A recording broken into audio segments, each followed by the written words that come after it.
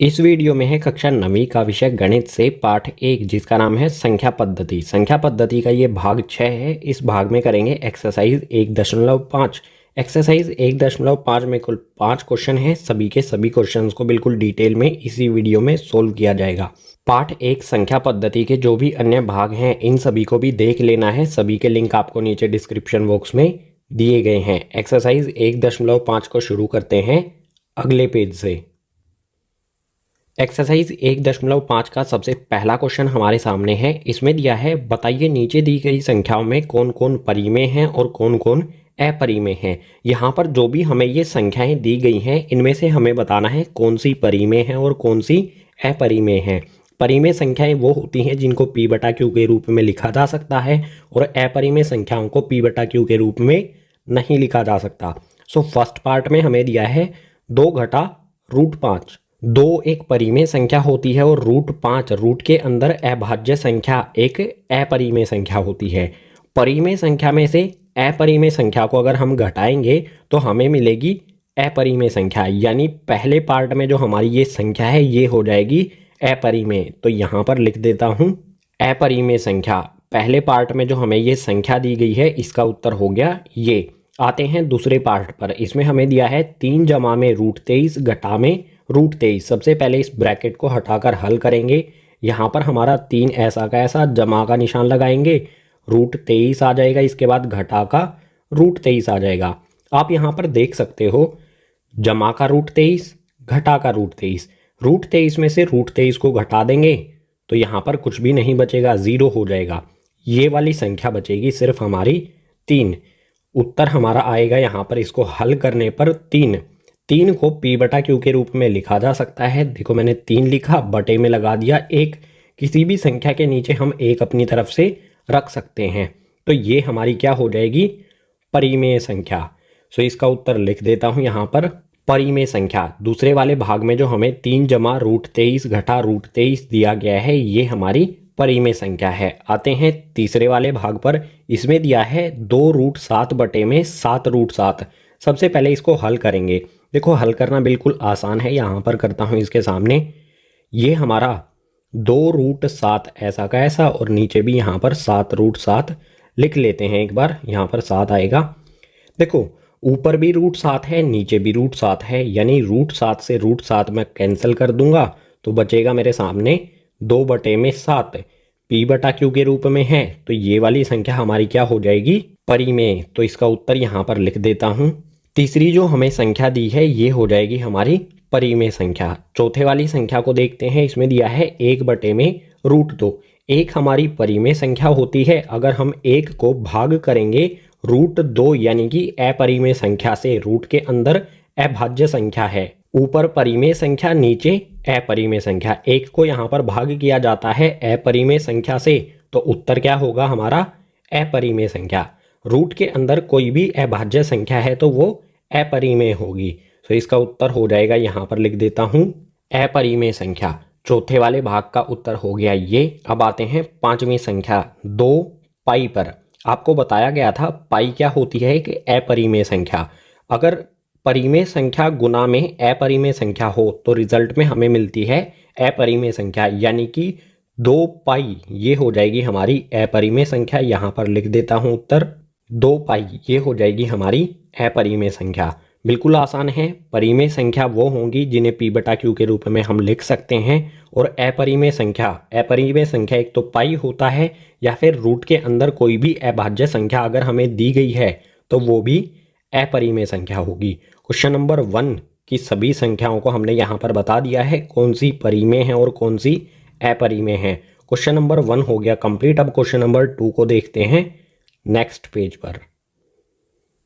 Question number 2 इसमें दिया है निम्नलिखित व्यंजकों में से प्रत्येक को हल कीजिए। क्वेश्चन नंबर 2 में हमें इस प्रकार से व्यंजक दिए गए हैं, इन सभी को हमें हल करना है। सो फर्स्ट पार्ट में हमें दिया है 3 जमा √3 2 जमा √2।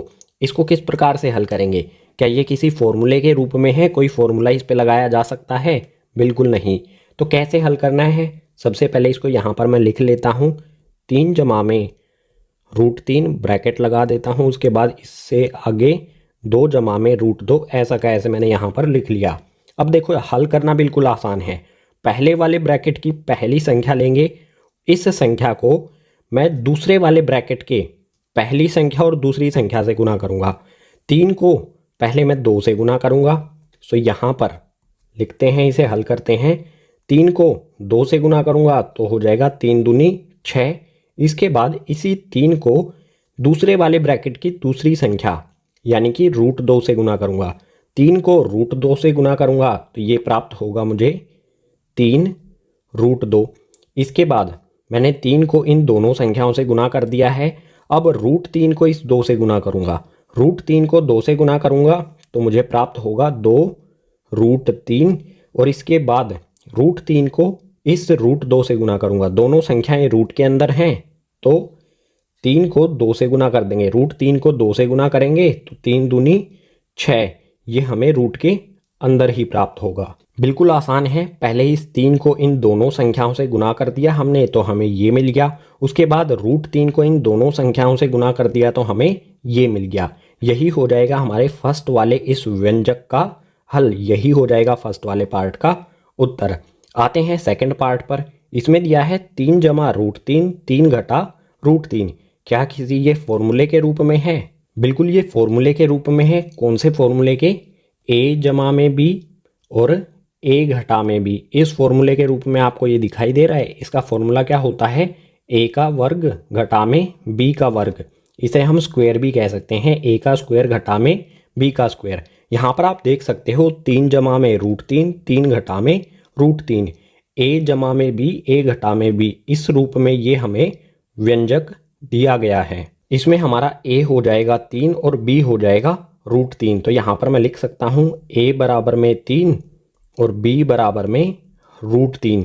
आप देख सकते हो 3 जमा √3, 3 घटा √3 इसी रूप में है। तो अब हम इसे इस रूप में लिखेंगे, a का वर्ग a की पावर 2 घटा में b की पावर 2। a का मान हमारा 3 है और b का मान √3। तो देखो हल करना आसान है। a का स्क्वायर करना है हमें, a का स्क्वायर करना है। a का मान है 3 तो यहाँ पर मैंने लिखा 3 और इसका कर दिया स्क्वायर। इसके बाद घटा का निशान लगाऊंगा, ये आया घटा का निशान। और उसके बाद है b का वर्ग यानी कि b का स्क्वायर। b का मान है √3 तो यहाँ पर मैंने लिखा √3 और इसका कर दिया मैंने स्क्वायर। ब्रैकेट लगा के करेंगे। अब इसको हल कर लेंगे तो यहाँ पर हमारा क्या आएगा? 3 का स्क्वायर। 3 का स्क्वायर क्या होता है? 3 गुना में 3 जो हो जाएगा हमारा यहाँ पर 9। इसके बाद यहाँ पर √3 का स्क्वायर है। इस स्क्वायर से रूट कट जाएगा और हमें मिलेगा 3। ये वाला घटा का निशान ऐसा का ऐसा लगा दिया। स्क्वायर से रूट कट गया तो बचेगा यहाँ पर 3। 9 में से 3 को घटाएंगे, 9 में से 3 को घटाएंगे तो हमें मिलेगा 6। सो दूसरे पार्ट में जो हमें ये व्यंजक दिया गया है इस पे हम ये फॉर्मूला लगा के इसे हल कर लेंगे तो उत्तर में हमें मिलेगा 6। क्वेश्चन नंबर 2 में और 2 व्यंजक दिए गए हैं, तीसरा और चौथा उसको देख लेते हैं नेक्स्ट पेज पर। क्वेश्चन नंबर 2 के तीसरे पार्ट में हमें व्यंजक दिया है √5 जमा में √2 का होल स्क्वायर। यहाँ पर देखो ब्रैकेट पे स्क्वायर लगा रखा है, वर्ग लगा रखा है, तो ये फॉर्मूले के रूप में है। कौन से फॉर्मूले के रूप में? a जमा में b का वर्ग यानी कि होल स्क्वायर। और इसका फॉर्मूला क्या होता है? a स्क्वायर प्लस में 2ab प्लस में b स्क्वायर। सो इस पे हम ये फॉर्मूला लगा देंगे और हल कर लेंगे। a यहाँ पर हमारा √5 है और b हमारा √2 है। तो अब हम इसे इस रूप में लिख देंगे, हमारा उत्तर आ जाएगा। देखो सबसे पहले यहाँ पर किया गया है a का स्क्वायर यानी कि a का वर्ग। a हमारा √5 है तो यहाँ पर मैं लिखता हूँ √5, इसका मैं कर देता हूँ स्क्वायर यानी कि वर्ग। इसके बाद जमा का निशान लगाता हूँ, जमा का निशान लगाया। जमा के निशान के बाद है 2, 2 मैंने लिख लिया। 2 के साथ में a और b गुना में है। a हमारा √5, b हमारा √2। सो ये गुना हो जाएगा, यहाँ पर लिखता हूँ मैं √5, उसके बाद √2 और उसके आखिरी में ये हमारा हो गया पूरा। उसके आखिरी में है b का वर्ग। b हमारा √2 है तो यहाँ पर जमा का निशान लगाया, b का मान रखा √2 और इसका कर दिया मैंने वर्ग। अब इसे हल कर लेंगे। देखो सबसे पहले इस स्क्वायर से रूट कट जाएगा। स्क्वायर से रूट कटने पर बचेगा हमारा 5। जमा का निशान लगाएंगे, 2 हमारा ऐसा का ऐसा आ जाएगा। √5 को √2 से गुना करेंगे, दोनों संख्याएं रूट के अंदर हैं तो रूट हमारा ऐसा का ऐसा रहेगा, और 5 को 2 से गुना करने पर आ जाएगा 5 दूनी 10। इसके बाद जमा का निशान लगाएंगे। यहाँ पर क्या होगा, स्क्वायर से रूट कट जाएगा, ये स्क्वायर से रूट कटने पर हमें प्राप्त हो जाएगा 2। अब देखो 5 और 2 रूट से बाहर निकल गए हैं तो इनको जमा कर सकते हैं, 5 जमा में 2 ये हो जाएगा हमारा 7। इसके अलावा बचा क्या हमारा 2√10, तो ये जमा का 2√10 ऐसा का ऐसा आ जाएगा, यही हो जाएगा हमारा उत्तर इस व्यंजक का हल। इस व्यंजक को हल करने पर हमें उत्तर में मिलेगा 7 जमा में 2√10। सो थर्ड पार्ट का उत्तर हो गया हमारा ये। अब फोर्थ पार्ट को देखो, इसमें दिया है 5 घटा में √2, 5 जमा में √2। ये किस फॉर्मूले के रूप में है, a घटा में b और a जमा में b। इसका फॉर्मूला क्या होता है, a का वर्ग घटा में b का वर्ग, यानी कि a स्क्वायर घटा में b स्क्वायर। सो इस रूप में हम इसे लिख देंगे। सबसे पहले इसको ऐसा का ऐसा यहाँ पर लिख लेता हूँ, 5 घटा में √2, उसके बाद 5 जमा में √2। देखो यहाँ पर आसान है बिल्कुल, a हमारा 5 है और b हमारा √2 है, ठीक है। a घटा में b, a जमा में b, a घटा में b, a जमा में b, a हमारा 5, b हमारा √2। तो a का वर्ग करना है सबसे पहले हमें, यानी कि ये 5 है, इसका हम वर्ग करेंगे यानी स्क्वायर करेंगे। उसके बाद घटा का निशान लगाएंगे, ये आ गया हमारा घटा का निशान। उसके बाद है b का वर्ग, b हमारा 2 है, 2 का करेंगे √2 है तो इसका करेंगे यहाँ पर वर्ग। अब इसे हल कर लेंगे, 5 का स्क्वायर 5 का वर्ग यानी कि 5 गुना में 5, ये हो जाएगा 25। इसके बाद स्क्वायर से रूट कैंसिल हो जाता है, आपको पता है स्क्वायर से रूट कैंसिल होने पर बचेगा 2। 25 में से 2 को घटाएंगे तो हमारे चौथे वाले भाग का उत्तर आ जाएगा 23। सो सभी व्यंजकों को हमने सोल्व कर लिया है और चौथे व्यंजक को इसको हल करने पर हमें उत्तर मिल गया 23। इसी के साथ क्वेश्चन नंबर 2 हो गया कंप्लीट। अब क्वेश्चन नंबर 3 को करते हैं नेक्स्ट पेज पर। क्वेश्चन नंबर 3 इसमें दिया है, आपको याद होगा कि पाई को एक वृत्त की परिधि और उसके व्यास के अनुपात से परिभाषित किया जाता है, अर्थात पाई बराबर c/d है। यह इस तथ्य का अंतर विरोध करता हुआ प्रतीत होता है कि पाई अपरिमेय है। इस विरोध का निराकरण आप किस प्रकार करेंगे। पाई का मान क्या होता है, वृत्त की परिधि बटे में वृत्त का व्यास, यानी कि पाई बराबर में c/d। c यहाँ पर वृत्त की परिधि है और d यहाँ पर वृत्त का व्यास है। तो हल प्रारंभ होता है यहाँ से। मान लीजिए हमारा ये एक वृत्त है, इस वृत्त की परिधि यानी कि चारों ओर का माप ये c है और इस वृत्त का ये व्यास जो है ये d है। तो पाई किसके बराबर होगा, पाई बराबर होता है वृत्त की परिधि यानी कि c बटे में वृत्त का व्यास यानी कि d के बराबर। अगर पाई बराबर c/d है तो हमारे सामने एक अंतर विरोध आता है। पाई अपरिमेय संख्या है और c/d ये p/q के रूप में है, तो कोई भी अपरिमेय संख्या कैसे बराबर हो सकती है ऐसी संख्या के जो p/q के रूप में हो। ये जो अंतर विरोध हमें यहाँ पर प्रतीत हो रहा है, इसका निराकरण हमें करना है। कैसे करेंगे, बिल्कुल आसान है। देखो पाई अपरिमेय संख्या है, ये बराबर है c/d के। कोई संख्या हमें p/q के रूप में दी हो, वो कब बराबर होती है अपरिमेय संख्या के, कि c और d में से कोई भी यहाँ पर एक अपरिमेय संख्या है। अगर c अपरिमेय संख्या है, d परिमेय संख्या है, तो भी ये अपरिमेय संख्या होगी। अगर c परिमेय है, d अपरिमेय है, तो भी ये अपरिमेय होगी। अब आप कहोगे कि पाई बराबर में 22/7 होता है, इसमें ऊपर और नीचे कोई सी भी संख्या अपरिमेय नहीं है। 22 और 7 दोनों परिमेय संख्या हैं। तो यहाँ पर आपको जान लेना चाहिए कि पाई की एग्जैक्ट वैल्यू 22/7 नहीं होती है, ये लगभग मान होता है पाई का। अगर पाई का एग्जैक्ट मान रखा जाएगा तो उसमें ऊपर या फिर नीचे एक अपरिमेय संख्या प्राप्त होगी, और अपरिमेय संख्या ऊपर या फिर नीचे कहीं पर भी आ जाए तो वो पूरी क्या हो जाएगी, अपरिमेय संख्या। इसी वजह से c या d में से कोई सी भी एक संख्या अपरिमेय है और इसी वजह से पाई भी हमारी अपरिमेय संख्या है। सो जो भी क्वेश्चन में अंतर विरोध हमें दिया गया है उसका निराकरण हमने कर लिया है कि c या d में से कोई एक संख्या अपरिमेय है और इसीलिए ये अपरिमेय संख्या पाई के बराबर है। तो यहाँ पर लिख देंगे सी और डी में से कोई एक संख्या अपरिमेय है, इसलिए सी बटा डी भी अपरिमेय संख्या होगी। यहाँ पर सी या डी में से कोई भी एक संख्या अपरिमेय है और इसलिए हमारी सी बटा डी ये भी अपरिमेय है और ये बराबर है अपरिमेय संख्या यानी कि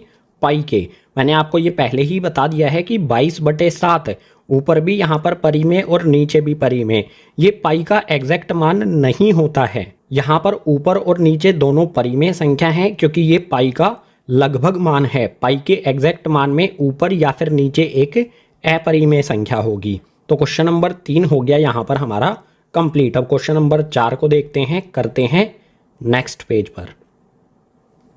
क्वेश्चन नंबर 4 इसमें दिया है संख्या रेखा पर √9.3 को निरूपित कीजिए। √9.3 को संख्या रेखा पर दर्शाना है या फिर ये भी कह सकते हैं निरूपित करना है। इसको हम हल करते हैं अपनी नोटबुक पर। को संख्या रेखा पर दर्शाने के लिए सबसे पहले हम एक लाइन बनाएंगे जिसकी लंबाई होगी 9.3। रूट को कुछ देर के लिए भूल जाना है, एक लाइन बना देंगे 9.3 सेंटीमीटर लंबी।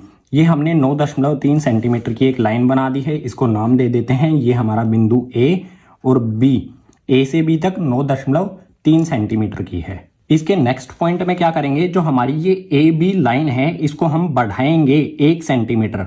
तो इस लाइन को 1 सेंटीमीटर बढ़ा देता हूं। ये देखो यहाँ पर 9 से 10 1 सेंटीमीटर हो जाता है, मैंने इसे बढ़ा दिया है। जो हमारा ये वाला बिंदु है इसको नाम दे देंगे सी। अब ए सी का हमें मिड पॉइंट यानी कि मध्य बिंदु पता करना है। मध्य बिंदु पता करने के लिए क्या करूंगा, जो भी हमारी ये ए सी लाइन है इसके सी बिंदु पर प्रकार की नोक को रखूंगा, प्रकार को आधे से ज्यादा खोल लूंगा। ऊपर की ओर बड़ी सी आर्क और नीचे की ओर एक बड़ी सी आर्क लगा दूंगा। बिल्कुल इसी प्रकार से ए बिंदु पर रखूंगा, मैंने रखा ए बिंदु पर, और ऊपर वाली आर्क को और नीचे वाली आर्क को काट देना है। आर्क को हिंदी में चाप कहते हैं। तो ऊपर चाप लगाई सी पॉइंट पे रख के और नीचे चाप लगाई। ए पॉइंट पे रख के हमने ऊपर वाली और नीचे वाली चाप को काट दिया। जहां पर भी ये आर्क यानी कि चाप एक दूसरे को काटती हैं, इन दोनों बिंदुओं को एक दूसरे से हम मिला देंगे। तो यहां पर एक सीधी लाइन ड्रॉ कर देता हूं। यहां पर इन दोनों रेखाओं को मैं इस तरह से मिला देता हूं। दोनों चाप जो बिंदु हैं यहां पर और यहां पर, इन दोनों को मिला दिया तो ये हमारा बिंदु हो गया जहां पर ये एक दूसरे को ए सी वाली लाइन और ये वाली लाइन काटती है ओ। यही ए सी का मध्य बिंदु होगा। अब इस मध्य बिंदु पर हमें प्रकार रखना है, मिड पॉइंट होगा ये। इस पे हमने प्रकार रखा, इसे हम प्रकार को ए तक खोल लेंगे। देखो यहां पर मैंने ए तक इसे खोल दिया है। अगर हम इस तरफ देखेंगे तो ये हमारा यहां पर सी तक खुला हुआ है। अब क्या करेंगे, एक अर्धवृत्त बना देंगे इस प्रकार से, ए से लेके सी बिंदु तक। ये मैंने बना दिया अर्धवृत्त। अब जो हमारा बिंदु बी था, इस बिंदु बी से हम एक लाइन ड्रॉ करेंगे 90 डिग्री का एंगल बनाते हुए। तो उसके लिए जरूरत होगी हमें डी वाले स्केल की।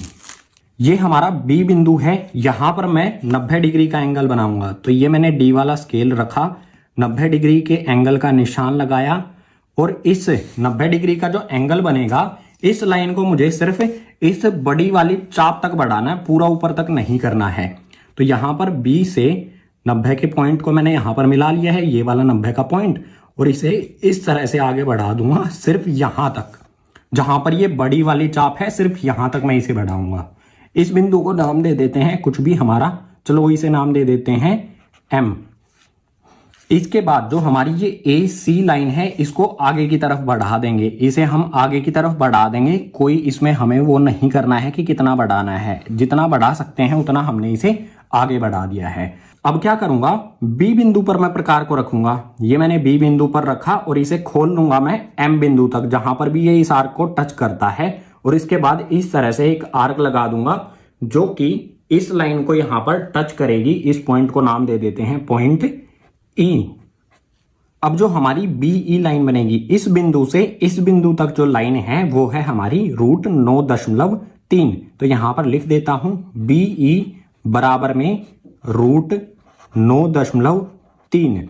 यही हमें दर्शाना था।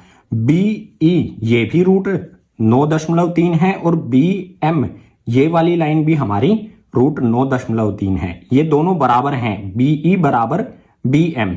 हमें क्या करना था, रेखा पर दर्शाना था, तो BE बराबर हो गया हमारा √9.3। यही हमें इसमें दर्शाना था, बना के हमने यहां पर दर्शा दिया है। प्रश्नावली 1.5 का आखिरी यानी कि क्वेश्चन नंबर 5, इसमें दिया है निम्नलिखित के हरों का परिमेयकरण कीजिए। जो भी हमें क्वेश्चन नंबर 5 में इस प्रकार से भिन्न के रूप में संख्याएं दी गई हैं, इसके हरों का हमें परिमेयकरण करना है। ऊपर वाली संख्या, किसी भी भिन्न में ऊपर वाली संख्या होती है अंश, नीचे वाली होती है हर, तो हमें नीचे वाली संख्याओं का परिमेयकरण करना है। सो फर्स्ट पार्ट को देखते हैं। यहाँ पर 1/√7 दिया गया है, इसका परिमेयकरण किस प्रकार से करेंगे। यहाँ पर सबसे पहले लिखेंगे 1/√7, जो नीचे वाली संख्या होगी हमारी, रूट के अंदर 7 है, इस संख्या को हम गुना करेंगे। हम यहाँ पर गुना का निशान लगाएंगे। नीचे वाली संख्या √7 है, इसको ऊपर भी गुना कर देंगे और नीचे भी गुना कर देंगे। अब इसे हल कर देंगे तो परिमेयकरण हो जाएगा, यानी कि 1 को √7 से गुना करेंगे तो ऊपर प्राप्त होगा हमें √7 बटे में, नीचे √7 को √7 से गुना करेंगे तो रूट के अंदर 7 गुना में 7 हमें मिलेगा। अब आगे एक स्टेप में और इसे हल कर लेंगे। ऊपर वाला √7 हमारा ऐसा का ऐसा रहेगा। नीचे देखो 7 का जोड़ा बन गया है रूट के अंदर। रूट के अंदर जोड़ा बन जाए तो उसमें से एक 7 बाहर आ जाएगा, यानी नीचे हमें प्राप्त हो जाएगा 7। जोड़ा जब भी बन जाए, इन दोनों में से रूट के बाहर आ जाती है एक संख्या। सो 1/√7 का परिमेयकरण करने पर हमें प्राप्त होगा √7 बटे में 7। ये हुआ फर्स्ट वाले पार्ट का हमारा आंसर। अब सेकंड पार्ट को यहाँ पर देखो, इसमें दिया है 1/√7 घटा में √6। इसका हल करते हैं। एक हमारा ऐसा का ऐसा रहेगा, इसके नीचे वाली संख्या भी हमारी √7 घटा में √6 ऐसी की ऐसी रहेगी। गुना का निशान लगाएंगे। जो भी हमारी नीचे वाली संख्या है, इसको यहाँ ऊपर और नीचे गुना कर देंगे, लेकिन यहाँ पर घटा का निशान है तो गुना करते समय इसको हम जमा के निशान में परिवर्तित कर देंगे। यहाँ पर आएगा √7 जमा में √6 बटे में √7 जमा में √6। हमने क्या किया, घटा के निशान को हमने जमा के रूप में परिवर्तित किया, उसके बाद ऐसा का ऐसा सिर्फ साइन हमने चेंज कर दिया। घटा को जमा करके ऊपर और नीचे दोनों जगह पर गुना कर दिया इस वाली संख्या को। अब 1 से √7 जमा में √6 को गुना करेंगे तो ये हमें प्राप्त होगा √7 जमा में √6। किसी भी संख्या को 1 से गुना करें, 1 से हम √7 जमा में √6 को गुना करेंगे तो ये ऐसा का ऐसा रहेगा, इसमें कोई भी परिवर्तन नहीं होगा। इसके बाद यहाँ पर देखो √7 घटा में √6, √7 जमा में √6। नीचे ये फॉर्मूले के रूप में बन रहा है। कौन से फॉर्मूले के रूप में, यहाँ पर लिख देता हूँ a घटा में b और a जमा में b। आप यहाँ पर क्लियरली देख सकते हो √7 घटा में √6, √7 जमा में √6। और इसका फॉर्मूला क्या होता है, इसको हल करने पर फॉर्मूला प्राप्त होता है हमें a की पावर 2 घटा में b की पावर 2, यानी हम इसको इस रूप में परिवर्तित कर देंगे। a हमारा होगा √7 और b हो जाएगा हमारा √6। a का हमें वर्ग करना है, स्क्वायर करना है, सो यहाँ पर बटे में आएगा हमारा √7, इसका हम करेंगे वर्ग यानी कि स्क्वायर। इसके बाद घटा का निशान लगा के b का भी वर्ग कर देंगे, b का भी स्क्वायर कर देंगे, यानी कि √6 का यहाँ पर हम कर देंगे वर्ग। अब इसे हल कर लेंगे। ऊपर वाली संख्या √7 जमा में √6 ऐसी की ऐसी रहेगी। नीचे क्या आएगा, देखो स्क्वायर से रूट हट जाएगा, या फिर इस तरह से भी कर सकते हैं, स्क्वायर से रूट कट जाएगा, बचा क्या 7। यह आ जाएगा हमारा नीचे, जमा का निशान लगाएंगे, सॉरी घटा का निशान आएगा। यहाँ पर देखो घटा का निशान है तो घटा का निशान लगाएंगे। इसी प्रकार से इस वाले वर्ग से ये रूट कट जाएगा, स्क्वायर से रूट काटने पर बचेगा हमारा 6। उत्तर क्या आएगा हमारा √7 जमा में √6 बटे में 7 में से 6 को घटाएंगे तो यहाँ पर आ जाएगा 1। और कभी भी ऊपर वाली संख्या होती है अंश, नीचे होता है हर। हर में हमें 1 लिखने की आवश्यकता नहीं होती है। 7 में से 6 घटाने पर 1 आया, नीचे 1 लिखने की आवश्यकता नहीं है तो इस 1 को हटा देंगे। उत्तर हो जाएगा हमारा यहाँ पर √7 जमा में √6। सेकंड वाले को परिमेयकरण करने पर ये हो गया हमारा उत्तर। अब क्वेश्चन नंबर 5 के 2 पार्ट और हैं, तीसरा और चौथा, उसको देखते हैं नेक्स्ट पेज पर। क्वेश्चन नंबर 5 का तीसरा पार्ट, इसमें हमें परिमेयकरण करना है 1/√5 जमा √2 नीचे वाले को। सो आसान है, हल प्रारंभ हो गया है। यहाँ पर हम इस संख्या को ऐसा का ऐसा लिख लेंगे, 1/√5 जमा में √2। क्या करेंगे, नीचे वाली संख्या को गुना करेंगे। यहाँ पर मैंने गुना का निशान लगाया, √5 √2 लिखा। इसके बीच में साइन क्या आएगा, मैंने बताया है इस साइन को चेंज कर देना है। घटा का है तो जमा का कर देना है, यहाँ पर जमा का है तो इसे हम घटा का कर देंगे। नीचे भी इसी तरह से √5 घटा में √2। अब इसे हल कर लो, आसान है बिल्कुल। 1 को √5 घटा √2 से गुना करेंगे तो कोई बदलाव नहीं आएगा, √5 घटा में √2 ही रहेगा। और इसके नीचे क्या आएगा, देखो यहाँ पर फिर से ये फॉर्मूले के रूप में हो गया है, a जमा में b, a घटा में b। और इसका फॉर्मूला क्या होता है, a² a की पावर 2 घटा में b की पावर 2।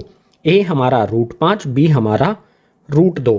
फॉर्मूला भी लिख देता हूँ आपके लिए। यहाँ पर फॉर्मूला किस रूप में है, ये a जमा में b और a घटा में b के रूप में है। इसका फॉर्मूला क्या होता है, a की पावर 2 घटा में b की पावर 2, यानी कि a² minus b²।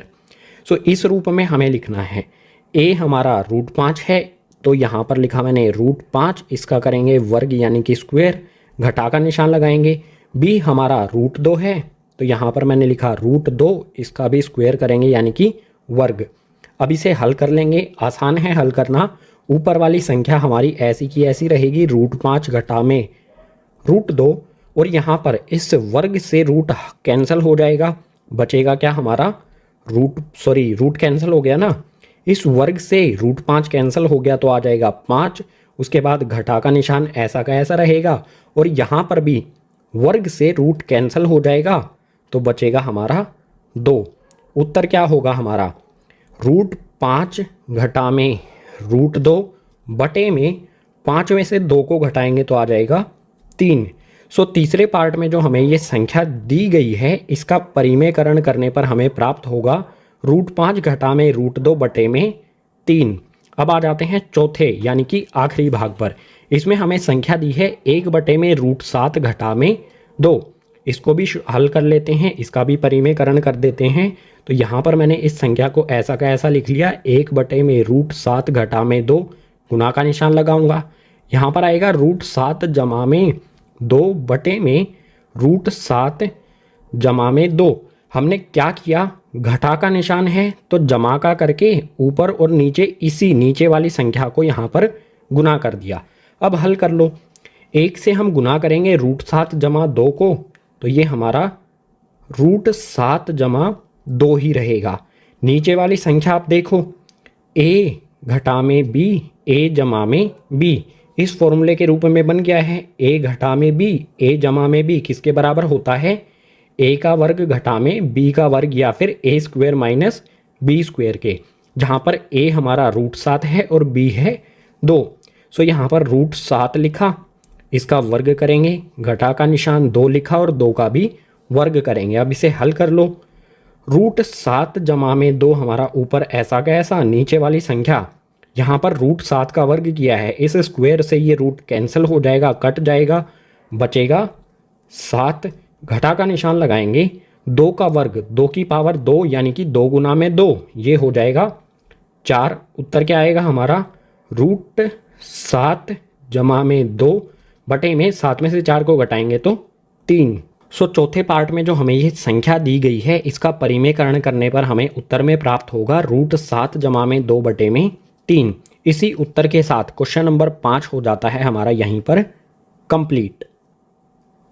Question number 5 के साथ ही भाग 6 यानी कि एक्सरसाइज प्रश्नावली 1.5 हो जाती है कंप्लीट। उम्मीद करूंगा सभी क्वेश्चन आपको समझ आए होंगे। अगर सभी क्वेश्चन समझ आए हैं तो इस वीडियो को अपने क्लासमेट्स यानी कि सहपाठियों के साथ ज़्यादा से ज़्यादा शेयर करो। अगर कोई सुझाव है तो उसे नीचे कमेंट बॉक्स सेक्शन में लिख दो।